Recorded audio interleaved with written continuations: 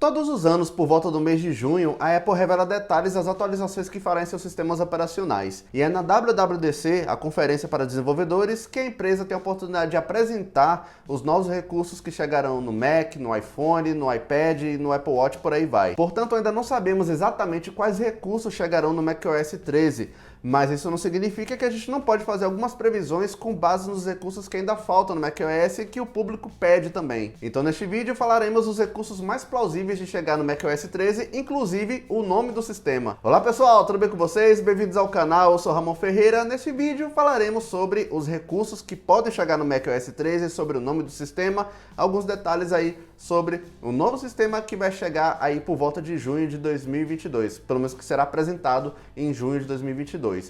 Se você ainda não é inscrito no canal, aperta o botão vermelho aqui embaixo para se inscrever e ativa o sino das notificações para você ficar atualizado de tudo que está acontecendo no mundo Apple, algumas dicas de Windows, iPhone, por aí vai. Inclusive, quando sair aí a nova versão do macOS, você também será um dos primeiros a saber. Então, se inscreve no canal. Quando o macOS 13 será lançado?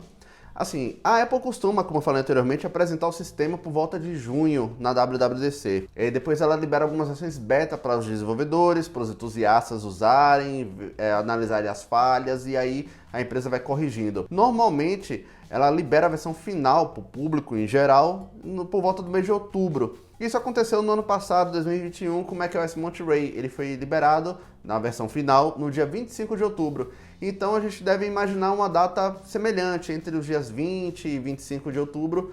Isso se tudo correr dentro do cronograma sem nenhuma falha grave que atrapalhe o desenvolvimento do sistema, será nessa data aí mais ou menos. Como o macOS 13 será chamado? A Apple provavelmente vai manter a tradição de colocar nomes de pontos turísticos de alguns lugares ali do entorno da Califórnia, né? Isso tem acontecido nos últimos anos, desde 2013 com o lançamento do macOS Mavericks, que depois veio o Yosemite, veio o Sierra, o High Sierra, o Mojave, Catalina, Big Sur, Monterey. Eu não sei se eu falei a ordem correta, mas é mais ou menos assim.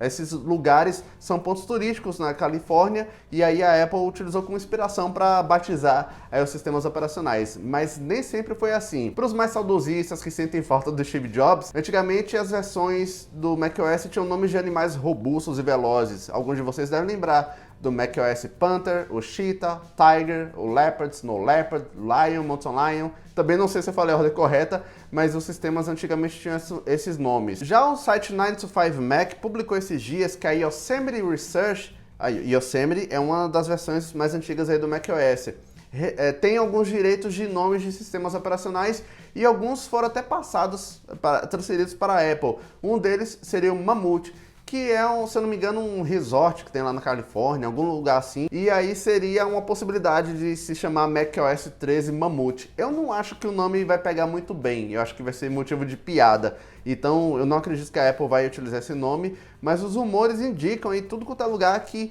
o nome do sistema, o macOS 13, será Mammoth. Eu ainda duvido um pouco. E espero que seja um nome de um lugar mais bonito aí. Quais Macs irão executar o macOS 13? Então, a Apple está fazendo a migração da arquitetura x86, né, os processadores Intel, para a arquitetura ARM, que a Apple chama de Apple Silicon. Aí os processadores M1 e por aí vai. Mas ela ainda vende alguns computadores com o chip Intel. Se eu não me engano, o iMac Pro, o Mac Pro, e até um tempo atrás, ainda não tenho certeza, ainda vendia o MacBook Pro, aquele de 16 polegadas, 15 ou 16 polegadas, aquele maior com chip Core i9. E também até pouco tempo esses computadores estavam à venda, então a Apple não vai tirar do nada o suporte para as versões mais recentes do macOS. Eu acredito que a lista de computadores que vão rodar esse novo macOS 13 deve ser basicamente a mesma do macOS Monterey. Então os MacBooks Pro aí de 2015, o MacBook Air 2017, como era com o macOS Monterey. Dito isso, nós temos a esperança de que teremos patch para o macOS 13. Inclusive, eu fiquei até com a ideia de quando sair a versão beta, o primeiro beta do macOS 13, eu vou tentar baixar ele para ver se o patch do OpenCore já funciona. Seria legal, hein? Eu acredito que não haverá mudanças assim drásticas de design na interface, na aparência do sistema, né? Porque a Apple já fez isso no macOS Big Sur. Então foi uma mudança mais drástica, tentando seguir a linha do iPadOS, e por isso que nós não vimos grandes mudanças no macOS Monterey, apenas papel de parede, um ou outro novo recurso, e eu acredito que não vai passar disso. alguns novos recursos aí, mas é um aprimoramento como vem sendo feito aos poucos, é um aprimoramento do que já foi apresentado antes, dos recursos que já existem antes. Por exemplo, o Focus, que foi um recurso que veio no macOS Monterey, ele foi um aprimoramento para o Não Perturbe, né? Foi uma espécie de novos recursos para o Não Perturbe. Então eu acho que a Apple vai ficar nessa linha mesmo e continuar melhorando segurança, esse tipo de coisa. Quando ela tentou fazer uma mudança mais drástica no sistema, que foi no Safari, muitas pessoas reclamaram e eles tiveram que voltar como era antes, deixando o Safari novo, vamos dizer assim, apenas como uma opção lá para o sistema. Então acho que os usuários, apesar de querer inovação, eles não gostam muito de mudanças que alterem demais a concepção de uso do sistema, né? Então acho que serão poucas mudanças. Eu não acredito que irão radicalizar na interface. Agora, um recurso que eu gostaria muito que tivesse no macOS 13, eu acho que vai ser muito pouco provável de colocar, mas eles poderiam ter uma espécie de time machine na nuvem. Já pensou?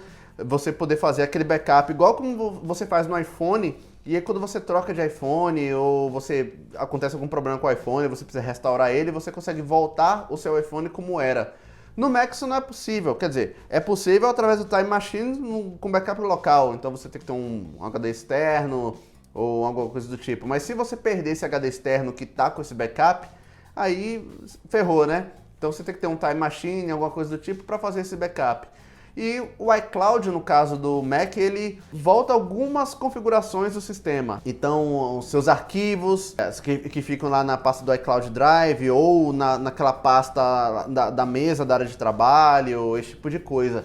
Mas você não consegue fazer um backup, assim, um backup em nuvem com um espaço grande mesmo, um espaço poderoso, que você pudesse até guardar arquivos que você já apagou da lixeira. Igual como é no Time Machine. No Time Machine você consegue recuperar arquivos que foram apagados da lixeira. E isso é bem legal, eu acho que deveria ter. E deveriam, sei lá, fazer uma oferta melhor também do iCloud, né? Aumentar o espaço aí do iCloud pro pessoal. Seria muito bom também. Os valores são compatíveis com o que oferece, mas acredito que poderiam oferecer um espaço um pouco maior aí. Um recurso que eu acho que seria legal também de colocar no macOS 13 seria a possibilidade de desbloquear o Mac com o iPhone. Eu sei que os novos Macs já possuem o Touch ID, o próprio teclado do novo iMac M1 também tem o Touch ID, mas por que o iPhone não pode desbloquear? Quem tem o Apple Watch pode desbloquear o Mac, isso é bem legal, não precisa digitar a senha. E também seria bastante viável ter isso no iPhone, né? Através do Touch ID ou do Face ID, você conseguir desbloquear o seu Mac sem ter que ficar toda vez digitando a senha. Lembrando que os telefones Android conseguem desbloquear nativamente os Chromebooks. Então por que o iPhone não poderia fazer a mesma coisa? Assim, não é possível ainda fazer de forma nativa, mas pelo menos no momento você consegue desbloquear o Mac com o iPhone utilizando aplicativos de terceiros. Outra coisa que poderia ser aprimorado, o aplicativo de relógio, porque o aplicativo de relógio do macOS não é assim tão útil igual como é o do iPhone, que tem o cronômetro, tem os despertadores, os alarmes. Seria muito legal você poder sincronizar esses alarmes, inclusive do iPhone com o Mac. Eu acho que também seria uma coisa muito útil. E algo que também a gente não pode abrir mão é de segurança, mas isso a Apple já faz sempre, em todas as versões do macOS ou do iOS, a empresa sempre foca na privacidade, em preservar a privacidade dos usuários, em aumentar cada vez mais o nível de segurança. Então, gerenciamento de senhas, esse tipo de coisa, os dados dos cartões, já que nós usamos aí o Apple Pay, eu acho que tudo isso vai continuar sendo cada vez mais preservado e aprimorado e não vai ser diferente aí no novo macOS 13.